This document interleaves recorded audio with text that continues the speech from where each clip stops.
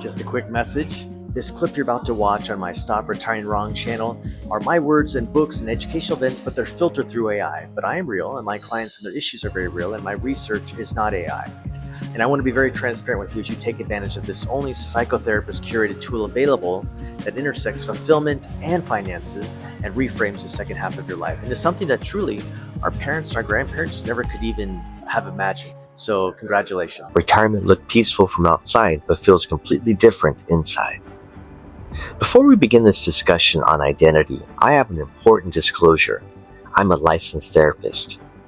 Any stories, examples, or scenarios shared are generalized or composite representations designed to protect privacy and confidentiality and are not intended to depict any specific client or individual. This content is intended for educational and informational purposes only and explores common psychological and life challenges associated with retirement and major life transitions. As a mental health professional, I adhere to all ethical and legal standards regarding confidentiality. This content is not intended as individualized mental health, legal, or financial advice. They tell you retirement is the finish line, but for a high achiever, that first Monday morning doesn't feel like freedom. It feels like a total collapse of who you are. You spent 30 years being the person with the answers. Now, you're just a ghost in your own house, waiting for a phone call that isn't coming. This is the adrenaline crash. Your brain is wired for war, but your life is suddenly a vacuum. Today, we stop pretending. I'm going to show you why resting is killing you and how to build a life that actually matters. The identity autopsy. Let's be honest, for the last 30 years, you haven't been you. You've been your job title. When you meet someone at a party, the second question was always, "So, what do you do?" And you had an answer. That answer gave you a place in the social hierarchy. It gave you a reason to stand tall. But retirement isn't just a change in schedule, it's an identity autopsy. You've spent your entire adult life building a professional avatar. You poured your ego, your energy, and your intellect into that avatar. And then, in one single afternoon, you deleted it. The psychological ghost limp. Have you ever lost a tooth and your tongue keeps wandering to the empty space where the tooth used to be? That's what the first 6 months of retirement feel like. You keep reaching for a sense of importance that isn't there anymore. Psychologists call this identity foreclosure. You committed so hard to one version of yourself that you never developed the others. So when the office door locks, you're left standing in the hallway, naked. Why high achievers struggle most? If you were average at your job, retirement is easy. You hated work, so leaving it is a relief. But if you were a high achiever, if you were the fixer, the leader, the person who thrived on stress retirement is a nightmare.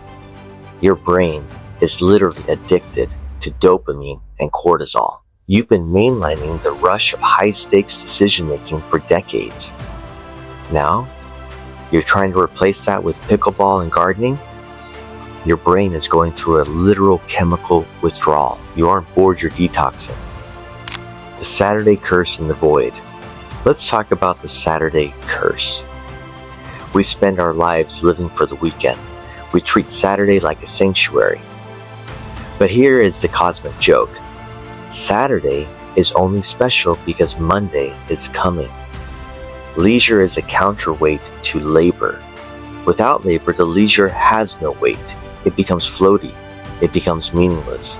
The tragedy of free time. Most people think free time is the ultimate luxury. It's not. Total freedom is a void. Human beings are teleological creatures. We are designed to move toward a goal. We are like sharks. If we stop swimming, we stop breathing. When you have 14 hours of unstructured time every single day, you start to overanalyze everything. You start to worry about your health. You start to obsess over small annoyances in your marriage. You start to feel like a ghost haunting your own house. The social vacuum. This is the part no one warns the men about. For most men, 90% of their social interaction is side-by-side interaction.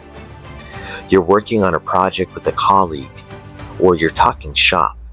When you retire, that entire social infrastructure vanishes. You realize that your work friends were actually just proximity friends. They liked you because you were there. Now that you aren't there, the phone doesn't ring. You find yourself looking at the cashier at the hardware store just to have a 3-minute conversation. It's a lonely, silent erosion of the soul. The adrenaline crashed the biology of boredom. Let's get clinical for a second, but I'll keep it human. Your nervous system is tuned to a certain frequency. If you've spent 20 years in a high-pressure environment, your body is a finely tuned instrument for handling threats and opportunities. When you suddenly enter a low-pressure environment, your body doesn't know what to do with all that excess energy. It's like putting a Ferrari engine in a lawnmower. The engine is going to shake the lawnmower to pieces. The invisible pressure. Do you ever sit down to watch a movie at 2 p.m. and feel a nagging sense of guilt? Like you're breaking a rule? Like someone is going to walk in and catch you? That's your industrial age brain screaming at you to be productive. You try to relax, but your heart rate is slightly elevated. You feel a low-level hum of anxiety. This is the adrenaline crash. Most retirees try to fix this by staying busy. They fill their calendar with chores, errands, and meaningless tasks. They become the busiest unemployed people you've ever met. But busyness is not purpose. Running errands is just a way to distract yourself from the fact that you don't have a mission.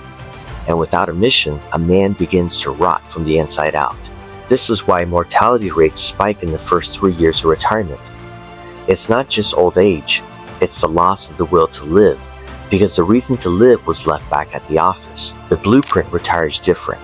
So, if you're listening to this and it feels like I'm describing your life, what do? How do you stop the rot? You have to stop retiring and start retooling. Step 1. Kill the avatar. Stop introducing yourself as I used to be. That person is dead.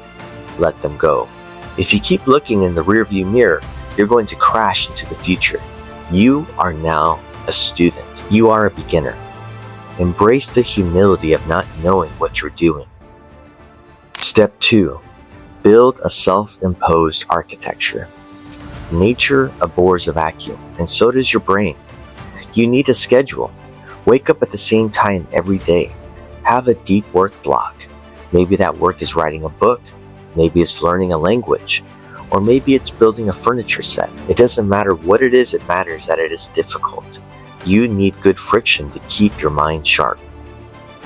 Step 3. Move from success to significance.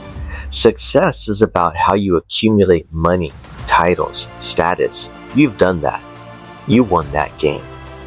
Significance is about what you pour into others. The happiest retirees I know are the ones who became mentors. They are the ones who started a nonprofit, or taught a class, or helped a younger entrepreneur avoid the mistakes they made. They stopped asking, how can I be happy? And started asking, where am I needed? Step 4. Manufacture challenge.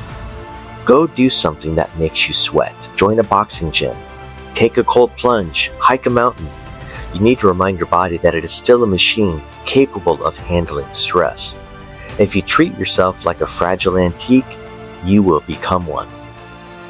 Retirement isn't the end of the book. It's just the part where the protagonist finally gets to write the script. The piece you saw from the outside, it's real.